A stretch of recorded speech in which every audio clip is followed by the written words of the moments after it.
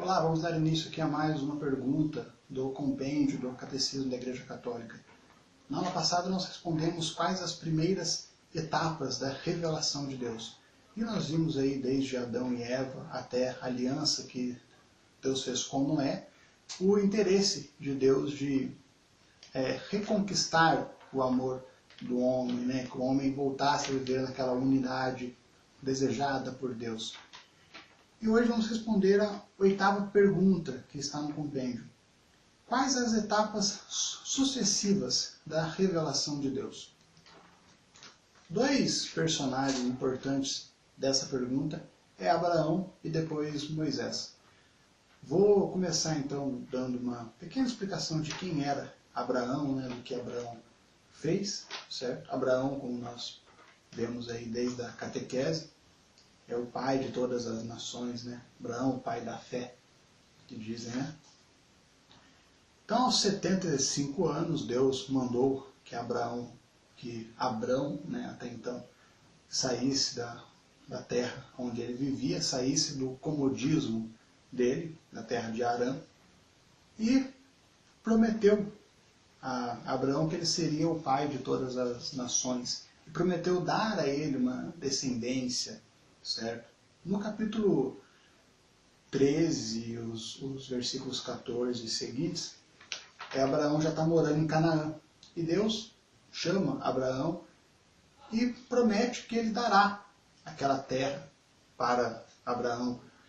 Né? Aquela terra será uma terra dada à descendência de Abraão. Porém, só tem um problema nisso tudo.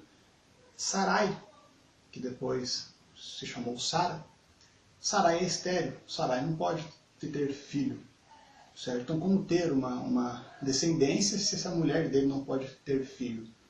No meio da história, tudo, a mulher dele dá uma escrava para que ele tenha um filho, certo? Mas Deus promete que que a descendência de Abraão será de um filho de Sarai, tá? E na situação, Sarai até ri, né? Mas como nisso daí, Sarai já tinha 90 anos e Abraão 100, certo? Como que seria isso? Como que ela com 90 anos teria um filho? Porém, para Deus nada é impossível, ele cumpre a sua promessa e Sarai dá à luz, né? Concebe e dá à luz a um filho que Deus manda colocar o nome de Isaac, certo?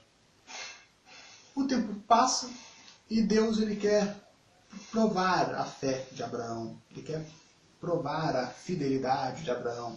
E aquele único filho, tão querido por eles, né, que nunca puderam ter, a mulher que era estéril teve um filho, o único filho de Abraão, Isaac, Deus manda que Abraão vá e sacrifique Isaac.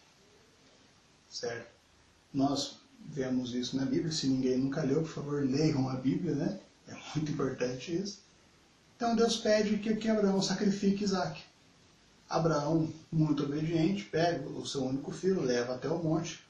Obviamente que Deus não permite que ele faça isso, pois era apenas um teste para ver até onde Abraão iria, né, em obediência a Deus, certo? E naquele momento, quando Abraão vai sacrificar seu filho, o anjo do Senhor aparece e fala, não faça isso, né? E por conta dessa fidelidade de Abraão, Deus faz uma promessa a Abraão. Essa promessa está no capítulo 22, versículo 16. Eu vou até pegar do que está escrito aqui. Juro por mim mesmo, oráculo do Senhor, já que agiste desse modo e não me recusaste teu único filho, eu te abençoarei e tornarei tua descendência tão numerosa como as estrelas do céu e como as areias da praia do mar. Teus descendentes conquistarão as cidades dos inimigos. Por tua descendência serão abençoadas todas as nações da terra, porque me obedecestes. Vai do versículo 16 até o versículo 18. Certo? Então veja o final, 18. Por tua descendência serão abençoadas todas as nações da terra, porque me obedeceste. Correto? Portanto, através da descendência de Abraão, Deus escolhe aquele povo. O povo eleito de Deus, o povo de Israel, certo? E esse povo, depois de muitos anos, vai se tornar escravo no Egito.